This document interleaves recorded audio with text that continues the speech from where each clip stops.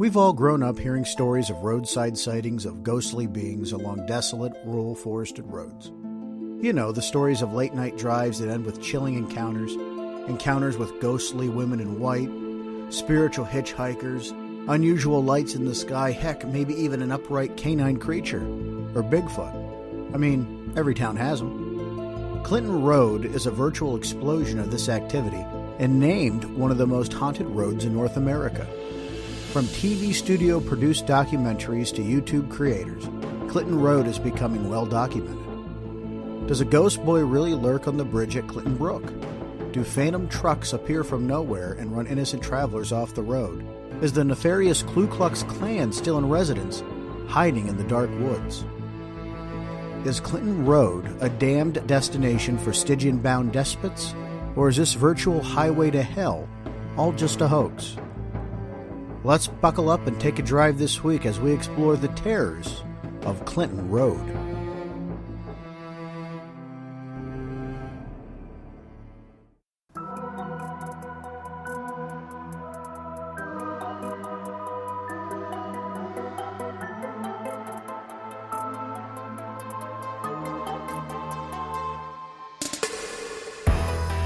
The idea of a creature larger than a gorilla with an odor like a skunk might seem far-fetched. From the beginning of his time on Earth, man has always been fascinated by monsters, real or imagined. The outside world is very judgmental about these things, with many people not believing in them whatsoever. Cloaked in secrecy, they show up without warning, state their business, then vanish as quickly as they appear. They only land in isolated places. They have taken people, I believe. They do have technology.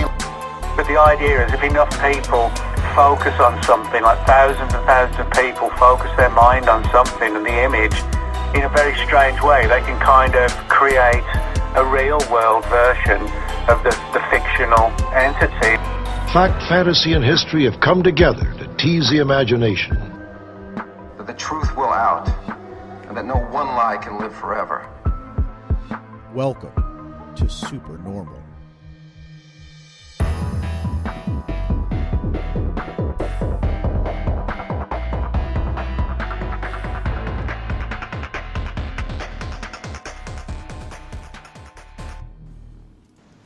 And welcome to SuperNRML, Super NRML. I'm Sean, the Four-Chop Forker, with Vance Nesbitt, Travis Corter, and Maz Adams as we take you on another trip into the world of the strange, the unusual, the world of SuperNRML. Tonight we're going to be talking about the terrors of Clinton Road. But before we buckle up and go on a drive, let's bring everybody on here to say hello. Hey guys, what's going on? Hey, how are you? And how's our audience?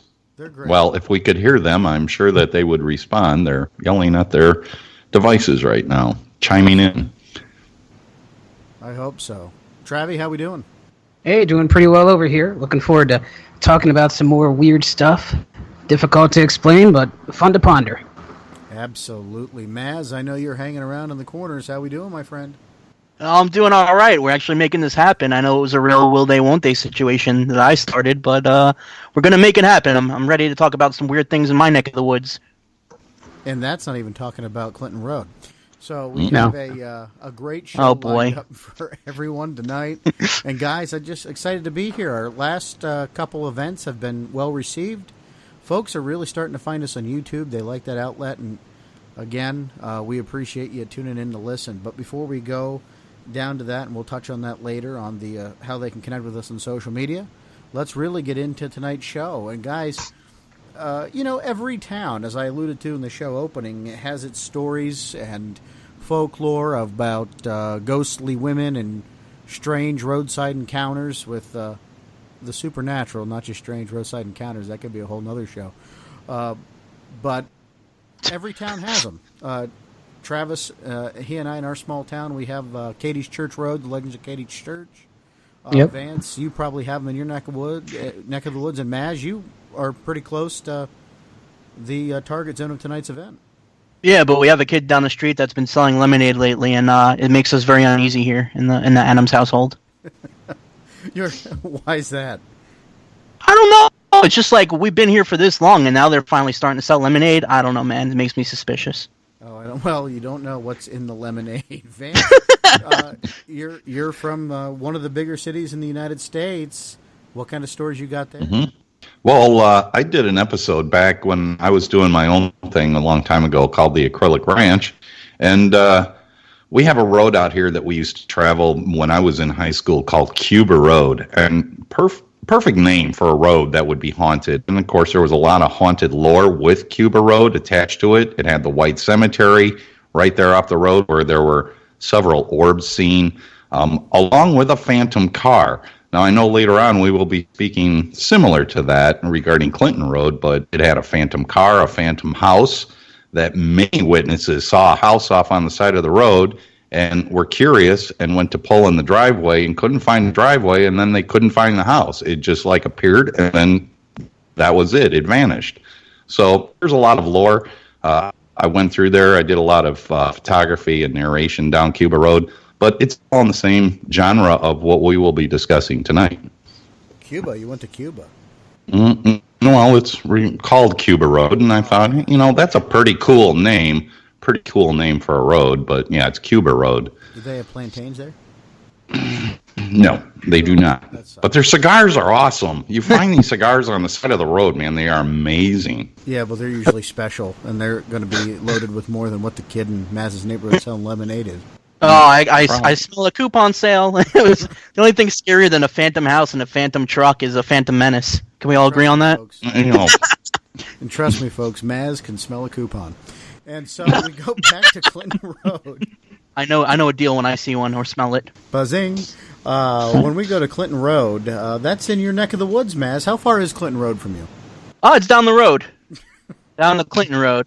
I'm terrible with maps. I honestly don't know. I couldn't even tell you. I'm the most oblivious person in the world. You live in Wisconsin, don't you? Yes. Yes, Western expansion at its finest. I don't know. But I obviously, growing up, I read Weird New Jersey a lot. It's one of the main features in Weird New Jersey, so I've been aware of it. But I also happened to be a big chicken growing up, so I kind of stayed away from it. But it's definitely something we should all take a trip to sooner or later, and I'm definitely looking forward to doing that after tonight's show. Well, I'm glad, because I'll have an invite for you coming in September to explore. I take it back immediately. I regret what I said. I was giving you an opportunity. Clinton Road, guys, Passaic County, New Jersey, West Milford. It starts on Route 23, Maz, if that's helping you out any. Nope. 10 miles long, and that's the boring stuff. But legend has it, there's a lot of strange things that have happened there. Gatherings of witches and Satanists, the KKK, and, well, that's super normal enough in itself. I mean, I think we can all attest to the fact that we detest those type of organizations, but unfortunately, they happen to be a very prolific part of this particular road for some reason. We're all scared to talk. Killed the conversation. No, absolutely. I was just going to throw in a quick bit there that, along with that, apparently, looking at a Google Maps view of Clinton Road, there is the reference to Dead Man's Curve, which there is a curve in the road, and I could understand because there is a large amount of traffic accidents that happen at that curve. And I'm sure a lot of it is brought on by carelessness of driving too fast around the curve, and it's a bridge that goes over a small creek. And apparently, the lore is that, a child was killed there. So the idea was people would offer a coin offering. So a lot of cars that'll drive over, or people that walk over that area, will pitch a coin and off the bridge into the water there. And looking at some of the video footage and photograph footage, there's quite a bit of money that's down there. And then I'm wondering, I wonder if the county goes out there and makes a collection of that money maybe once a year, and there's something evil attached to them when they take the kids' offering. I don't know. It's interesting, though. What I think is very strange is the road itself, Clinton Road, it's not a very busy road. I think that's the main point. It's two-lane. Right, it's two-lane, right. Even that's the case, you talk about the amount of traffic accidents that happen at that Dead Man's Curve. That's kind of funny if you think about it. Now, I was watching videos of some YouTubers.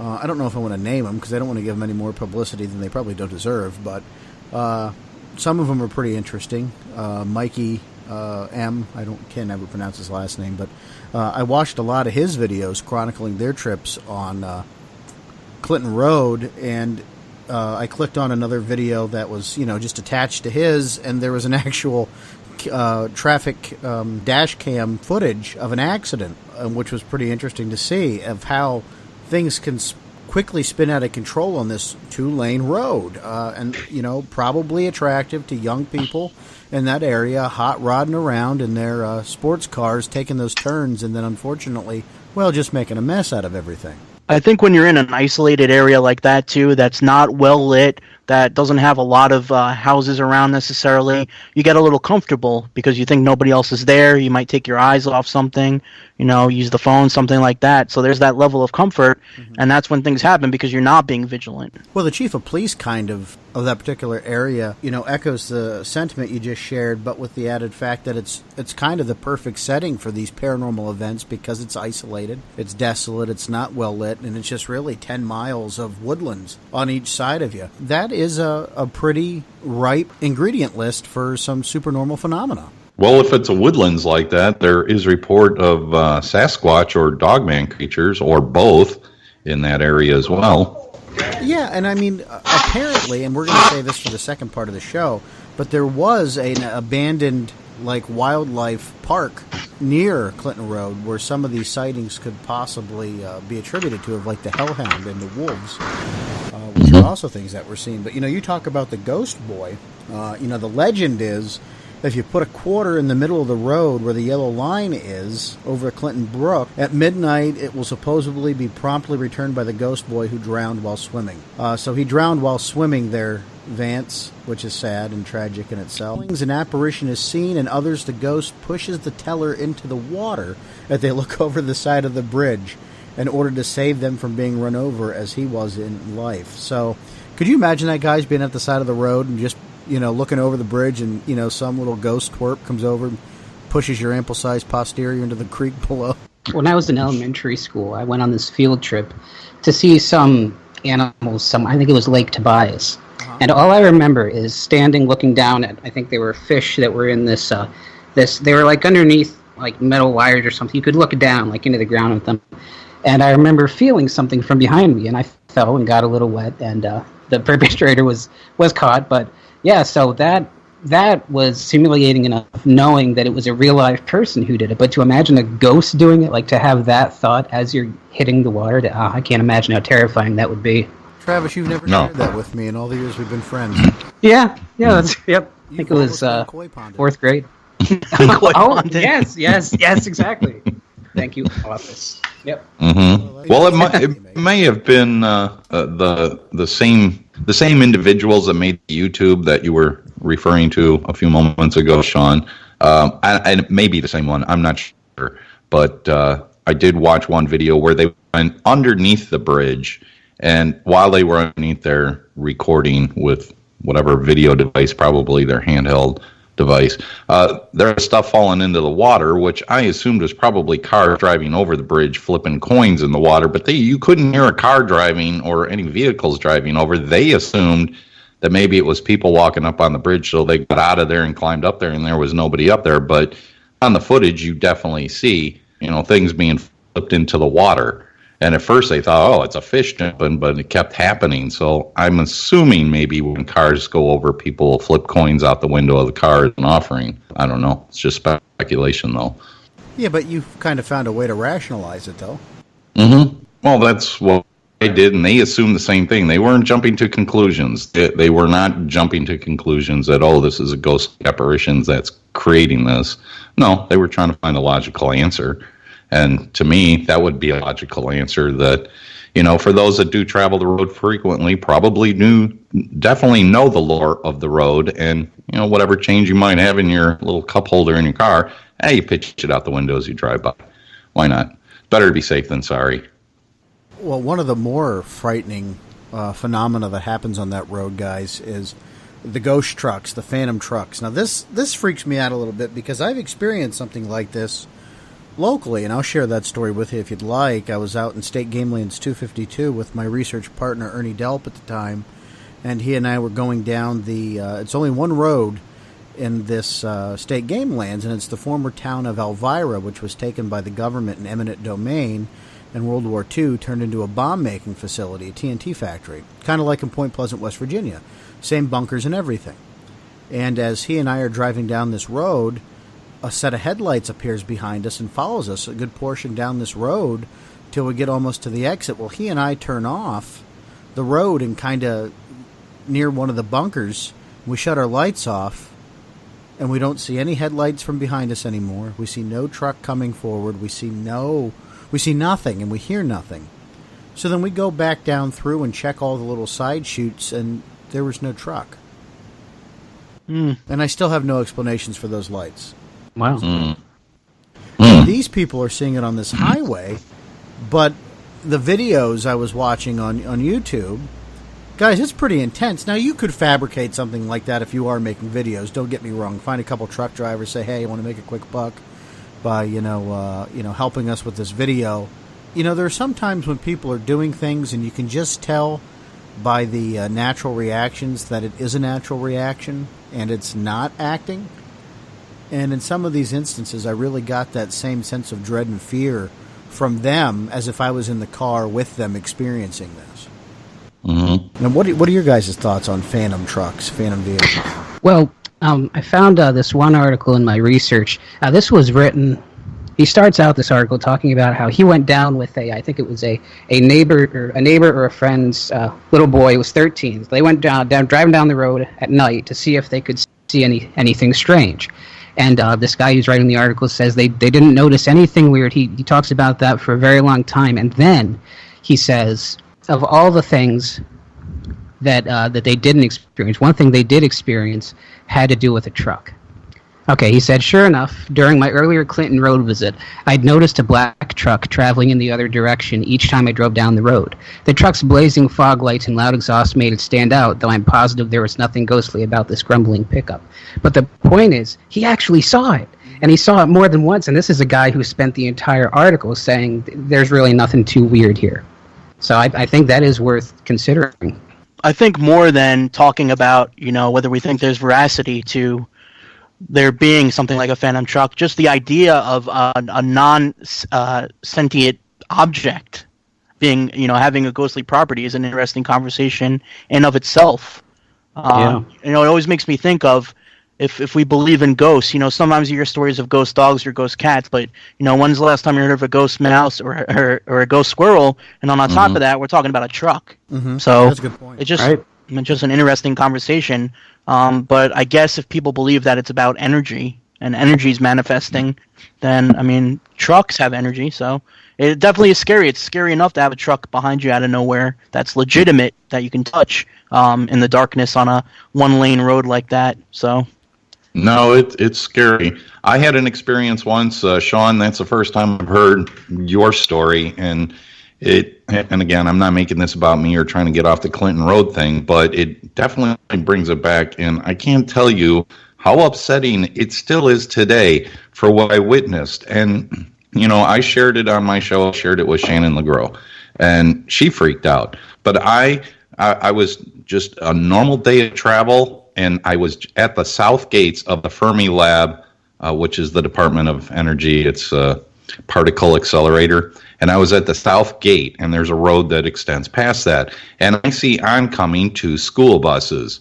And I just happened to glance over, and the first school bus driver that I saw was wearing those senior citizen wrap-around-your-head sunglasses, and he had a farmer's hat on and a blue blazer, like just a windbreaker type coat, and he had a long beard, and he was an unusual looking character. And then there was a car behind that bus and then the second bus, and I look at the second bus as I'm driving by. It's the same person. I'm like, wow, how bizarre is this that there's twin brothers driving for a school bus? But the thing was, I looked in my rearview mirror, which I had a truck, so the trucks have the big mirrors on the outside, and I look in the rear view and I only see one bus with a car behind it. And I immediately hit the brakes and pulled over. There is nowhere to turn off, but there was only one bus. I don't know what became of the second bus, but there were definitely two buses, one following the other, with a car in between. When I look in the rear view, all I see is one bus with a car behind it. I have no idea what happened to that other bus. It's the craziest thing, and I only bring up the whole Fermilab thing just because maybe it's a coincidental. Who knows what was going on at that time. I didn't feel weird, but it left me freaked out. I don't know what other word to use, but it left me freaked out going, what did I just witness? I have no idea. So then when the whole, Clinton Road thing comes up, the Cuba Road comes up with the phantom cars. Phantom cars have been seen at the Bachelor's Grove Cemetery. You bring up a good point, Maz. These vehicles have energy. That energy has to go somewhere. And maybe somehow it does manifest where that is still there. Who knows? Or the soul that used to drive that vehicle is still in that vehicle driving. I don't know. I'm left with more questions than I am answers, but the experience is terrifying, especially if you can't answer it. That's the beauty of all of it. But let's take a break here quick from talking about these strange things to let's talk about where people can find us, guys, on social media, because we want them to become our friends because we're socially active. Listeners, connect with us and continue the discussion by becoming part of the SuperNormal Facebook group. Join the SuperNRML Forces. You don't want to miss any news or information regarding SuperNRML. And here's how you connect with us. Go to Facebook and search SuperNormalCast because Facebook is stupid and won't let us use SuperNRML. Twitter at SuperNRML. Or Instagram at SuperNormalCast. And we try to post our weekly show photos, and who knows what you're going to find on there. Maybe some special visual treats. We just like to do things for you guys, the listeners, because you're why we do the show. If we didn't have you, well, we'd just be four guys talking into a microphone for our own amusement. And I'm not so quite sure that that's not why we do it now. No, but also, listeners, feel free to share your experiences or any additions to the topics in which we do talk about. Feel free to post pictures or comments, whatever you would like to participate in, because all four of us, actually all five of us, take a very big interest in what you have to say as well. And it helps us to, grow and bring a little bit more contact for you that makes it a little bit more interesting. So feel free. Absolutely. And I forgot to mention that James Baker is not with us at the desk tonight. He's on assignment doing Lord knows what, but with James Baker, I'm sure it's interesting, at least. But now let's get back to our topic at hand, Clinton Road. And guys, we didn't really touch on it too much, but, KKK rallies, a big part of the climate on Clinton Road. There's a cross castle and a druidic temple, which actually isn't a druidic device at all. It has nothing to do with druids. It's an old furnace. Funny, she didn't look Druish. She's a Druish princess. All right. Lone no, Star. It's yeah, exactly. I think misinformation could be a lot of what's going on there. Like you said, Sean, it's a perfect storm, a perfect recipe for there to be panic. And whether the KKK stuff is valid or not, anybody who's of sound and right mind automatically gets this feeling in their stomach when they hear that. And there's automatic unease, whether they're supernatural or not. Mm-hmm. So it's kind of easy to take the two and marry them, those two ideas. No, this is true. It's odd to guys that we're in the 21st century and we still have to mention the KKK in some way, shape, or form. Like, they just can't go away. And it's weird that they're even involved in this part of our world. But here they are being mentioned in a supernormal paranormal topic to add more kind of sinister ambiance to this scary location. And I guess Maz and I, we talked off point that it is kind of frightening to have to experience this. Travis, go ahead. I see you want to chime in there. Oh, no problem. Yeah. With those things being linked to Cross Castle, because those are linked to Cross Castle, right? Mm-hmm. Like that area? Yeah, absolutely. Yes. That is interesting because that was, I'll get the boring history out of the way first, but in 1905, a gentleman who owned the place there was building a mansion that he ended up, that's what they referred to as Cross Castle, and that has been torn down since, but there was talk of satanic writing on the walls, and that's confirmed by many more people than a lot of these sightings are. From what I understand, the walls are no longer up, but there is still access to that site. And the interesting thing there is that if that is true, if you do have what were purported to be Satan worshippers along with other people who are frequenting that area, then you do have the possibility of opening something, if you believe in the supernatural, to another world, and who knows what can come through that. Nothing good. I saw Ghostbusters. Like, leave that stuff alone. I don't understand people's predilection for playing with things in sinister places. Like, this is a great idea. Let's get a Ouija board and go to this Cross Castle Foundation, whatever's left, and try to conjure up something because we're bored and have nothing better to do. Get a pizza, watch a movie. Stay from Ouija boards in places like that. You make a great point there, Travis. That there's a history to it, right? We have the boring history, but it's the practical part of it.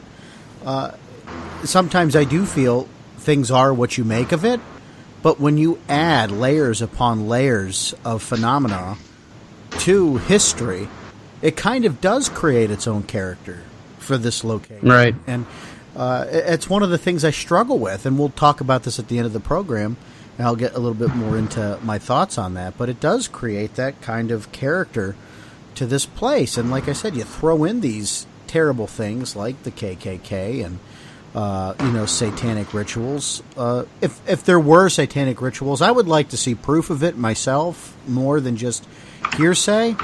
Not that I want to be a victim or a sacrifice, but I would just like to see more of it. Okay, I was just going to say that in some of the photos they do show some of the old satanic writing on the walls. Somebody told me it's actually not satanic writing, it's just Latin. Oh. It says Jesus of Nazareth, King of Kings, or something like that. I swear that's what it says. Go ahead, Vance, and then we'll go to Matt. Well, regarding, you brought up the furnace. What the furnace is, it's now since abandoned, but it was referred to as the Clinton steel furnace. And the entire area where this furnace is at is now overgrown and is quickly becoming part of the forest again. So you find this brick structure, and it's pretty big. I mean, it's pretty massive. I think it looked like the thing stood maybe 5-6 stories tall as far as the chimney goes. And I found it really interesting that the county had to put a chain link fence around it. So they did that for a reason, probably one, liability for people going in to explore, but it might have been put there for other reasons to keep nefarious activities from happening inside of there, which leads more towards, the belief that this probably was going on. And I have probably no doubt that there may have been secret meetings there because it is kind of in a remote area, but yet it's a sheltered structure of sorts that you could handle whatever kind of meeting you'd want to have in there. So I found that really interesting that it has been chain linked, fenced off. You can see it, you can walk up to the chain link fence, but it's a little difficult if you want to climb over it to get into the thing. I'm not climbing any fences. Go ahead, Matt. I think the biggest problem and the overarching theme is, where do you draw the line? Where do we know to separate possible fiction from possible reality? What do we know actually happened? And from that, it kind of could have become a game of telephone. And then it's like a snowball, it just keeps rolling and rolling. And before you know it, there's stories of animals and there's stories of ghost boys. And how do we know what to separate? Even if we want to believe part of it, it doesn't mean that all of it is true. No, and that's, completely great thought that, again, you layer it, right? You get layers upon layers of different phenomena going on. And one of the things I always, said about, just regular sighting reports and with certain people that report activities is that oftentimes they try to explain a mystery with a mystery, right? And in this instance, you have a place which can't explain itself, but you have people that are passionate about this place that try to explain it and add more depth with mystery. And it just makes it a whole convoluted potpourri of paranormal goodness. And how do you separate it? Maz, I don't know if you can. Like, we have real issues going on with that, going on there. Satanic ritual, Klan rallies, you name it. These things are happening on this land. But why this location? Is there something underlaying here that is the cause of that? Is this one of those ley line paranormal portal type areas that's just a magnet for this type of activity.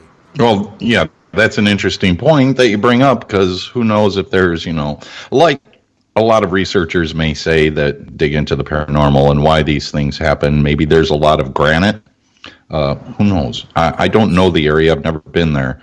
But, for the fact that ghosts have been seen there, apparitions have been seen there, cryptid creatures have been seen there, there is definitely something going on. Whether all these reports are fallacy or some of them are not, I would imagine that there's some people that actually saw something there, or otherwise this road would not be the lore in which it is, because there's hundreds of millions of roads throughout the United States that there is nothing attached to it. It's just a road, and there's no... So why here? Why this 10-mile stretch of road has so much activity on it? I find it interesting. If you know of Clinton Road now, or when it became famous or popular or well-known or infamous or whatever you want to call it, if you go there and you see a weird shadow, you're going to attribute it to something. So there had to have been a certain point along the line where it kind of passed the point of no return, because the more stuff that happens, the more stories, the less credibility every sighting is going to have, because you're going to just be inundated with every little thing. You go into a haunted area that you may not know is haunted, and something weird happens, people are going to lend a lot more credibility to that if you go to the haunted road and all of a sudden you saw something crazy in the woods. Yeah, that's a really good point. I never thought of it in that aspect, but that's a really good point, because now every shadow that you see is attributed, and it is definitely something of the paranormal, when it could be something perfectly scientifically explained as a shadow from a headlight behind a tree, and it moved as the vehicle moved. That's normal, and I'm sure a lot of people probably that travel that road want to see something because, this would be, the excitement for the night. They want to see something. So, yeah, does that really bend the credibility of what is going on there? Probably so. But it all goes back to how this whole thing manifested to begin with. There had to have been some crazy stuff that happened there that put this on the map to begin with. And I don't think I stumbled upon that in the research for the show. I don't know if I can go back and find one true origin for the mysteries of Clinton Road. Well, I don't know if it was retroactive or not, but I think one thing we should touch on is something that we know happened there, and that's involving Richard Klikinski, the Iceman. The Iceman. Yeah, go ahead. That's right. Oh, I thought you guys were going to know about it. I just let me. How do you spell Google? What's Wikipedia? No, so if and I don't want to plug it, but if you guys have not seen the movie Iceman, it's got a nice David Schwimmer cameo, way post Friends. But Richard Klikinski, the Iceman, was a hitman for the mafia, and he got his nickname basically from freezing bodies, so that if they were discovered or when they were discovered, you couldn't tell the timeline of basically when they died. So I believe it was like 1983, and I'm actually not Googling it right now, although I probably should. One of his victims was found on the road. So that, again, along with the whole KKK thing, when you hear a body was somewhere, no matter what, it automatically ups the stakes, and everything that you may see or may think you see becomes tenfold. Yeah, I find that one especially interesting, just because it is so rooted in facts. On the lineup.com, it shows that it was in 1983, and it said that an autopsy showed that there were ice crystals that had formed in the blood vessels near the victim's heart. And it also said that Klikinski there was a New Jersey native and a hitman with local mafia. But it was fascinating to me to actually see a tidbit of just pure, unquestioned fact that was linked to Clinton Road and is just as horrific as anything else. It's really interesting. Now, I don't think that was the only body that was found there. I think it's just one of the more prolific cases. I'd have to look a little bit more in that, but I thought I read somewhere else that there had been other bodies. And like I said, we've done a lot of reading in this, and if you folks haven't, really discovered Weird New Jersey, do yourself a favor and go and get in it, because there's some great stories about New Jersey. Has a lot of paranormal history, Maz. It does, and actually I want to kind of give a shout out here. I don't think you guys know this either, but a friend of mine, a very talented artist, Brian Quinn, used to do the artwork for Weird New Jersey. So through that, I have kind of an emotional connection to it. But yeah, it's as somebody who grew up originally in Brooklyn, the paranormal was like the furthest thing from me. And when I moved to New Jersey, when I discovered Weird New Jersey, I was like a pig in the SHIT, as they say. It's just great having a local magazine that spun into something bigger. You had the TV show, you had the books that spun out that was weird, and then Enter Your State here. So it was cool to see all these little local things that you're like, oh yeah, I saw that, or I know that. It's just New Jersey gets a lot of flack from a lot of people, like to joke around about it, but it's a great state. We have a great history, and if you're into the paranormal, which I assume you are, since you're listening to our podcast here, it's definitely worth checking out because you can stay here and see a bunch of stuff, or try to see a bunch of stuff. Absolutely. The weirdest part is you can't pump your own gas. Yeah. Oh, hey, that's true. They feed you grapes while they do it too. Did you know that? I did not, but I'm missing out. Go ahead. They take your debit number, but they give you grapes. Go ahead, Vance. No, the cool point about New Jersey, the fact that it's East Coast, so it's the newest settlement of the development of the new land.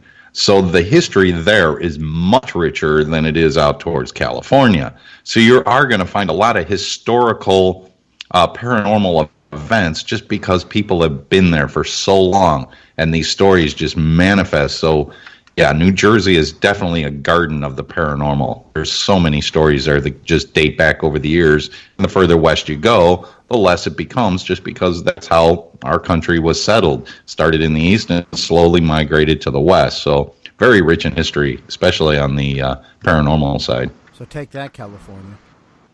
That's right. Actually, we should probably do an episode. There's a lot of weird New Jersey stuff we could hit on. I know there's where Lowe's Theater used to be, the body that's buried there. I'd have to Google the exact, but the whole legend about that Brandy, I think it was Brandy, the song that's in Guardians of the Galaxy 2. That it was all based off the girl that was buried there. She was supposed to be, the sailor, I guess, is singing about or whatever. That's off the beaten path. That's my one comic reference for the day. There you go. Yeah, okay, Jersey Devil. I'm actually a Rangers fan, kind of, I guess. I mean, I don't know. It's baseball season, man. If any of our listeners have ever driven down Clinton Road, I'd be interested to hear your opinion. We definitely want to have their opinions on what they've experienced on Clinton Road, because it is an area rich in paranormal, you name it, it's there, and it's intriguing to me. There's not a lot of places you can go where you get a little bit about everything, and for my fourth attempt, I'll talk about UFOs here, because UFO sightings are part of this phenomena as well. And one instance, you have a guy that claims to have been followed by a low-flying UFO that could fit a small army. And then another individual claims to have seen a blue, red, and white lit UFO. It could have been a policeman. I don't know. But Naz, go ahead. No, I just wanted to go back to it since I went on the tangent here for a second. But for those who may not know what I was referring to, where I grew up in East Brunswick. So right down, I believe, Route 1, there used to be a Lowe's Theater. And there's a lone gravestone just sitting there. And it's the grave of Mary Ellis, who, again, the legend went that song, Brandy, You're a Fine Girl, was basically based after. But if you go there, I think it's a different movie theater now, you can go see the grave. It's just sitting there. So it ties it all together. Now back to you, sir. Back on topic. I was unaware of the Brandy thing. Yeah, UFOs. Right. Go ahead, Vance. I abducted the subject. There we go. No. Great. You've ruined that song for me now. I appreciate it. I used to like Brandy because I thought, he was actually speaking about the spirit in which he drinks. But no, you had to go and turn it to the dark side and make it about a girl that's buried there. I'll be depressed every time I hear it. UFOs, Sean. Like Vance needed any more help being depressed. He's the hero of the group. So, yes. So, here we go. One more time, guys. You ready? UFOs. A couple UFO sightings. All right. The red, white, and blue one, I mean, that one kind of is a little suspect to me. Police cars. That's all I can think of. You're being followed by the police, man, not a UFO. And if you didn't pull over, your day's about to get a lot worse. What about the flag? Good old U.S. of A., man. I don't know if that was ever the intention of the lights, but here they are. Infamous. Yeah, the UFO thing, that's a weird one for me too, because I'm looking at that weird New Jersey website, and they only have the three eyewitness accounts of it, and I do see that red, white, and blue one, and yeah, reads a little fishy, and the other two are just, I don't know. Like it could happen, sure, but compared to the number of sightings of other stuff, I don't know. But if you want to play devil's advocate, pardon the odd pun in this episode, maybe I don't know. I guess maybe if there is some type of energy or ley line there that UFOs would be more drawn to that. I don't know, but I'm not getting as strong a feeling about those. Yeah, me either. And specifically when you describe something as a triangular disc, what the hell is that? Yeah. Right. That's like two different geometric shapes. You're just pushing things. You're making it up, man. You're making it up. Triangular disc hovering 250 feet in the air. Like, did you get out a measuring tape and check it out? Like, yeah. Those are specifics. I'm sorry, Sean. Have you never eaten jumbo shrimp before? I get it, I guess. I don't know. That makes no sense. It just, I don't know. This one just kind of, I don't know. Travis, you said you read them. They just don't add up to me. I would expect more dynamic UFOs. Yeah. Like, for this to be legitimate in this area, I would expect them to, like, land in the road and abduct somebody. Right, yeah. That would be far more fitting for this road. And again, I think it feeds into what we were kind of touching on before. When did these sightings take place? Did people already know of Clinton Road and the legend? You got to believe that, again, part of it was, and I'm not saying that there's no credence to any of it, because I do believe something is going on, but when you know that you're on Clinton Road, most people are probably there for a reason these days, and they know the stories and they know the legend, and all of a sudden lights become a UFO. Yeah, but we could say that about a lot of different places, too. Like, frustratingly, like, you go to an area to experience something and then you have an experience. Did you experience it because you wanted to? You know, that great paranormal power of persuasion, mind over matter, or did you really experience it? And it's hard to delineate that as a reader and as somebody who investigates these things on a routine basis. For me, that's really hard. How do you tell somebody, I'm sorry, you may think you experienced that, but you didn't when you weren't there, all because this area now is suspect because of all those layers that we talked about earlier of this paranormal scenario. Well, I think I need to put an ad on Craigslist and ask if anybody has a paranormal sifter so that we can weed out what might be factual and what's not. Anybody have one, please let me know. Yeah, I was curious if any of you in your investigations have ever dealt with anything somewhat close to something like this Clinton Road. No. Outside of my school bus experience, not really. No, I haven't seen anything off of what I would consider while driving that was bizarre. I don't know. Not really. You know, Travis, actually, I take that back. When you talk about my research area out in Clearfield County, Pennsylvania, from my experience that I had out there, which I still even have a hard time, and Vance, you've heard it, I've had a hard time with it, rationalizing it, because you deal with an area that's got a lot of history in itself before I even got there, and I was familiar with that history. So it's really hard sometimes to separate, in my mind, what was experienced and what maybe we wanted to experience, if that makes any sense. There's a lot of sightings that have happened in that area that aren't just Bigfoot related, that are into the UFO phenomena, and I've experienced out there a couple flashes of light that weren't lightning that I can't explain, and I experienced it with like a group of 6 people. And both times I've experienced things in that area, I've always been with a group of people, not just with myself, so it gives me a couple other people or a bunch of other people to, talk and discuss. But sometimes even then in those group discussions, you got to wonder, are you feeding each other or are you really fact-checking one another? And it gets hard. And even with these stories that we hear, I don't think there's an investigator on this planet that can say 100% that they cannot be swayed based upon their own personal desire for something to be true. Mm-hmm. Or personal experience, right? No matter how hard you try, it's very hard. What were you saying, Matt? I'm sorry. I was just going to say, I accept your apology, and I love you too, Sean. But no, in all seriousness, I don't want there to be this feeling out there that I'm saying automatically, and I know you're not saying it, but I just want the listeners to know I'm not saying automatically everything is not, it should be discounted. Obviously, I'm a believer. That's why I'm doing this. I'm passionate for this, but I think that it makes the job of somebody like yourself, or you gentlemen, all you guys are serious researchers. It makes your job harder because you can't unlearn, you can't unknow. So there may still be serious things going on there. There may be people that have truly experienced things, but unfortunately, because of the history, it makes it harder to believe it or to prove it to a certain extent. Well, let's get a group vote and raise your hand. Do you believe that there's 10%, 10%? Let's do 30%, 50%, or 100%.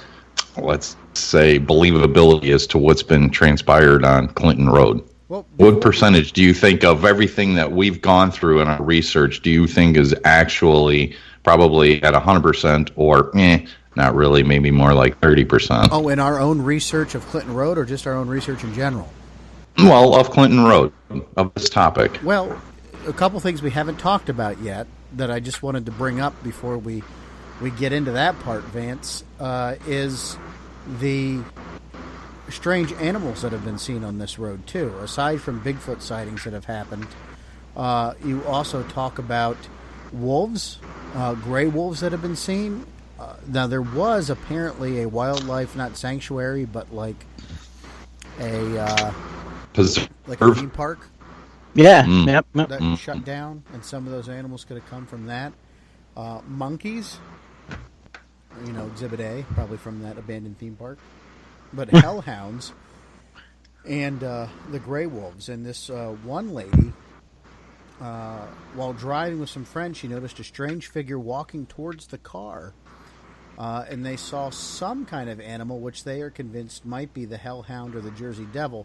Now, Jersey Devil, I don't know if it's in that vicinity, but the other lady that saw something was a grayish white wolf with red and yellow eyes. And it was on her very first trip, and that her friend at the same time saw a wolf running in the bushes. So what do you think of the likelihoods of wolves being there? And do you really think the Jersey Devil is something we're going to have to tackle all on its own as a topic, because that's interesting in itself. But the wolves, again, with that theme park or whatever it was shut down, there's a possibility right there that that's your wildlife. So you're referring to what was called allegedly, well, not allegedly, it was called the Jungle Habitat, which closed in 1976. And from what I read, it wasn't open for that long, but there were over, I think 1,000 or 1,100 or some such figure like that, numbers of animals.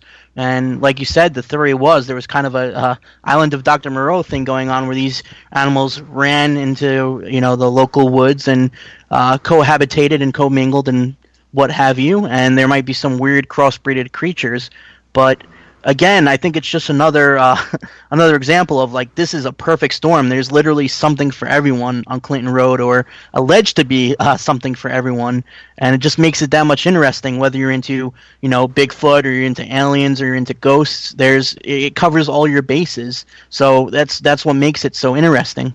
And why we don't want to go in too deep on them in this particular episode is because we will be doing follow-up episodes on some of these. In fact, we've got the hybrids coming up very soon, Maz. You'll be leading the discussion on that. And, now, of course, we're going to have to address the Jersey Devil in itself. So adding one more to the list of strange things that we have to really start investigating. But Vance, Travis, you have any thoughts on that? Yeah. For one thing, with the hellhound sighting, and I think, and that this sort of goes back to, Maz, what you were saying about wondering how much is tied to the lore that's already there. But I wonder, if you see an animal at night that's not immediately identifiable, and you're on Clinton Road, and you know the lore, then I think the odds are much higher that you're gonna call it something like the hellhound. That being said, on that Weird New Jersey site, the one I witnessed does sound credible enough to me until you get to the very end. They talk about noticing something walking toward the car, as you said, Sean. And then they talk about the animal following them and following them. Then they say, finally, we got back on Clinton Road and got pulled over by a cop, and the animal disappeared. People say it's a hellhound or the Jersey Devil. All I know is that it was not human. But the thing is, if it's night and you can only see part of the animal, you can't really know. So, yeah, it's interesting. Mm-hmm. And it's not that far-fetched that you would have a gray wolf in that area. It's not that far-fetched. You know, I'm outside of the city of Chicago, and in the town that I lived in prior, which is only 8 miles from where I'm at now, my neighbor came over one day and said, hey, just, keep an eye on your kids. I saw a wolf in the backyard.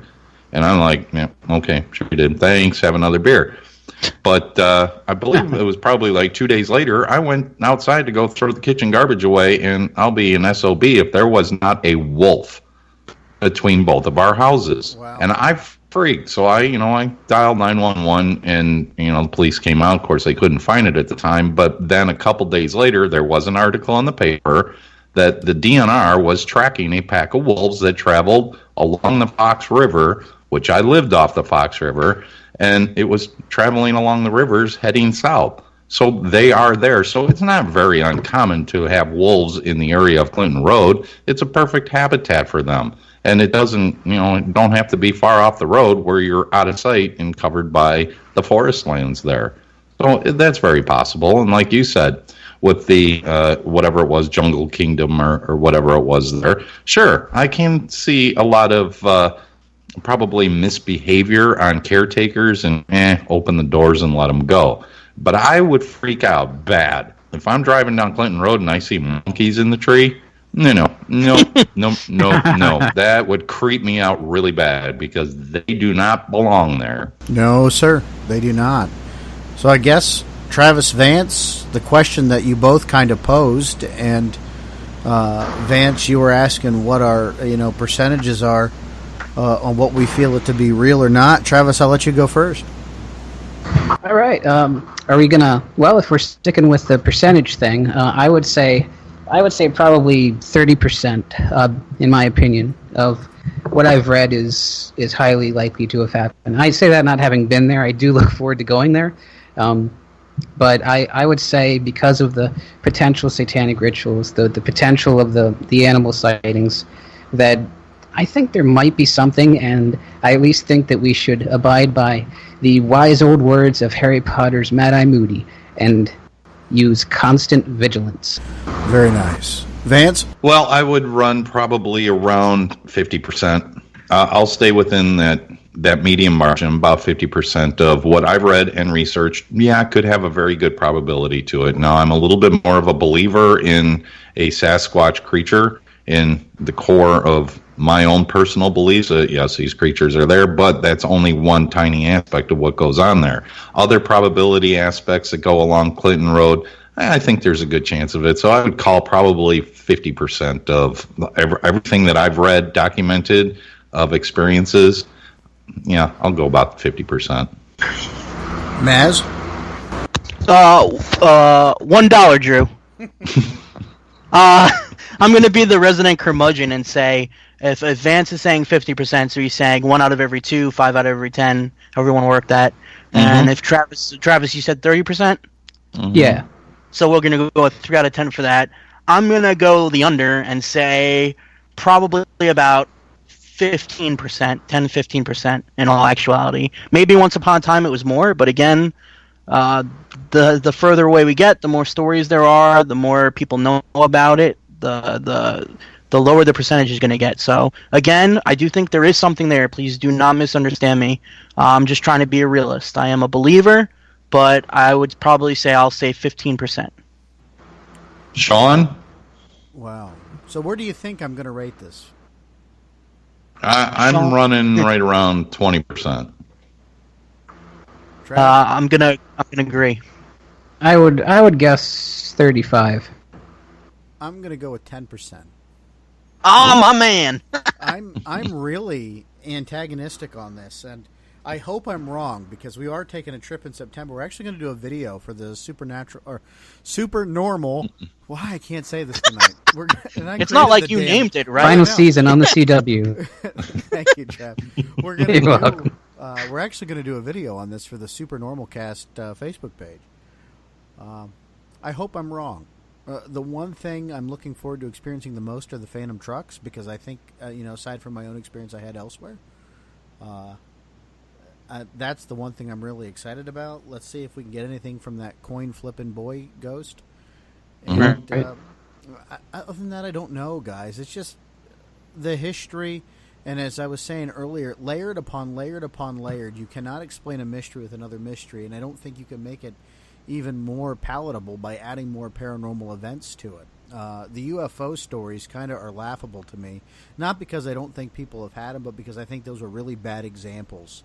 If those were the best UFO stories that come from that area, then we'd have a lot of work to do, and we need to get more people to report it. But I don't have high hopes for Clinton Road. I know my dad, who's listening to this show, will not be very happy with me, because my dad is a diehard and thinking that this is the real deal. He's going to be joining us on that trip. I don't know, guys. I don't have high hopes for it. I'm sorry if I let you down with that percentage. Not at all. But no, not at all. It's hard for me. It's real hard for me to lend a lot of credence to. But it was great to talk about it. Mm-hmm. But that's what makes good chemistry with all of us, because we each have a different percentage that we offer for each and every story or event in which SuperNormal does, and that way we can all fact check with each other and have a good discussion, pros and cons. So it's a good mix. Being mostly outside of this field, I've loved, in just the 2 episodes I've done so far, just learning about this stuff. I knew nothing about the Meg before I researched it. I honestly knew nothing about Clinton Road either, so I enjoy just digging down, learning about it, and then talking with you guys and learning even more. That's the best part about all this. I think you guys took the hammer and you took the nail and you put one on the other and you hit it. No, that's what's great. I think it's an important message here to see that even though we are all believers, generally speaking, it's not mutually exclusive. You don't have to say, I believe in the paranormal, so every story I hear is 100% the gospel and the truth. We are still able to use our eyes and our brains and analyze these cases one by one, and we're not afraid to call a spade, and I appreciate you guys, and I love working with you so far. I'm looking forward to doing it more, and this is a blast, and I hope that everyone else can feel that energy and feel that passion. Absolutely. I think you said it very well. We always caution you, listeners, to use critical thinking, and really don't take our word for it. Don't take anyone's word for it. Develop your own opinion. As you can see, between the 4 of us, we all have various different levels of belief and interests, and that's what's important to the continuous success of our program, is that we all are able to agree to disagree on things, but do so in a way that's not harmful or demeaning to anybody. And we make jokes, but they're only jokes, and we're going to tackle a lot of topics, and if we did not go in depth in them enough, that's because we're probably going to be talking about them on another episode coming up. But as always, if you have feedback for us, leave it at supernormalcast@gmail.com, on Facebook, SuperNormalCast, and or Twitter, SuperNRML. Guys, where can folks find you to connect with you online? Well, they can find me at Vance A. Nesbitt, and that's on Facebook. And, of course, you're always more than welcome to reach out through Messenger or contact me through that. Or on Instagram, which is Vance_Nesbitt_NRML. And feel free to contact me there as well. And Vance, you got something else you're working on too? Working on the Caravan of Lore project, which I will be heading down to the infamous sighting area of the Coal Hollow Monster. And I got hold of a witness that has seen this creature on several occasions. He seems to be very credible. I did vet him out through a couple other people, and he's kind of reluctant to talk about it, but he did share his story and is willing to talk to me and willing to take me to these sighting locations. And that will be transpiring towards the end of August. So you can look forward to that, and I will certainly blog and probably have pictures, if not video, and the interview itself to post over here. It's SuperNRML. Be very careful out there, my friend. Travis, where can folks I find will. you? Well, if you go to facebook.com/Travis Corter, you will find a young man with black hair wearing a hat from New Jersey. That is not me. So I am on Facebook. I don't know the exact link to it. I will probably create a website sometime soon just so I have something to say for this portion of our lovely broadcast. Travis, do you have any projects you're currently working on? Oh, yes. I'm working on a series of audio dramas that I'm going to turn into podcasts. It's a very long project. I plan to actually write out 12 episodes before taping anything or getting voice actors for anything. But it's going to be following a man who's dealing with both metaphorical and literal monsters and just how he moves on after the death of his wife. Fantastic. That sounds great. I can't wait to Yeah, thanks. listen to that. Maz, what about you, my friend? You're always busy. Am I allowed to say it, or am I going to get yelled at again? Go ahead.